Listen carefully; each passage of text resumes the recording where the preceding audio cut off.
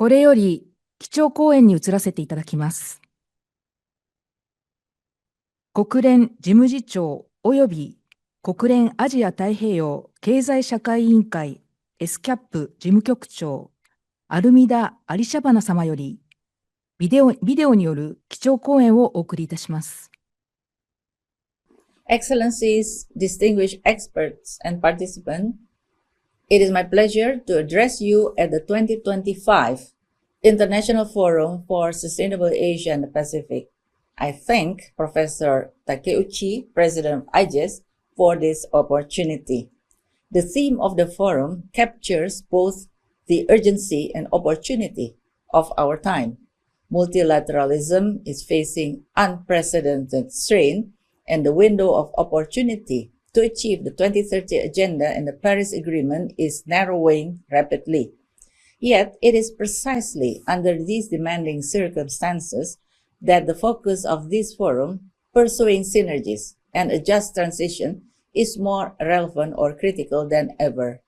Nowhere is this more imperative than in Asia and the Pacific, home to over 60% of the world's population. Air pollution continues to shorten lives, temperatures are rising, oceans are warming, and biodiversity is declining. At the same time, Asia and Pacific are powerful engines of innovation and investment towards net zero pathways. The choices we make here, how we produce, consume, build, and cooperate, will largely determine whether the global community can effectively address the triple planetary crisis while maintaining opportunities for sustainable prosperity. Too often, however, our policy responses remain fragmented. Climate, biodiversity, public health, and development planning are still pursued in silos, resulting in missed opportunities to tackle multiple challenges simultaneously. Integrated strategies such as nature-based solutions and circular economy initiatives can deliver more cost-effective, efficient, and resilient outcomes.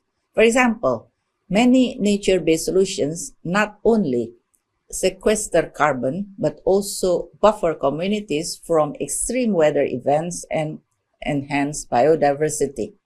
Likewise, circular economy approaches can reduce greenhouse gas emission, lower waste management costs, and curb pollution.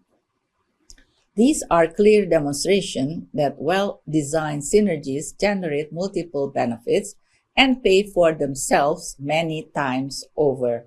In this context, allow me to highlight three key priorities.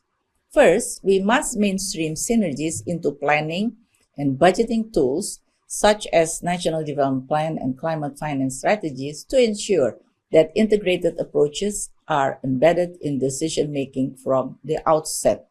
Second, it is essential to support local governments and communities in implementing policies and projects to speed up changes on the ground, recognizing their significant potential in bringing together diverse dimensions of synergies.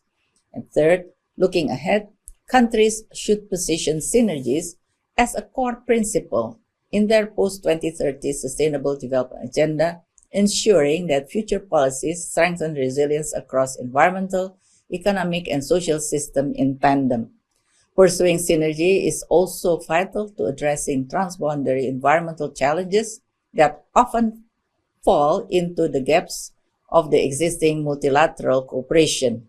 Issues such as transboundary air pollution, marine plastic pollution, and climate-induced displacement remind us that unilateral solutions are insufficient. Regional cooperation is indispensable. Shared learning, harmonized strategies, and joint investment can significantly amplify impact and reduce vulnerabilities, especially for least developed countries and small island developing states. In this regard, I'm pleased that ESCAP is collaborating with IGES, UNEP, and ADB to develop the Asia-Pacific Synergy Report to chart a path toward more synergistic systems-based solutions. However, synergy alone is not enough. The transition we pursue must also be just and inclusive. Green shifts in energy and industry often impose adjustment costs on certain workers, sectors, and communities. If minors, farmers, women, indigenous people, and youth do not see a fair stake in the transition, resistance will grow and hard-won gains may be reversed. Social production schemes, reskilling program, and community-led planning must therefore be essential pillars of this transition. Distinguished experts, participants, ladies and gentlemen, our world is indeed in flux, but flux is not fate. The Asia-Pacific region has the resources, ingenuity, and collective will to chart a path toward a sustainable, resilient, and equitable future. I wish all fruitful and meaningful discussion throughout this forum as we work together to forge new partnership and scale up proven solution. Thank you very much.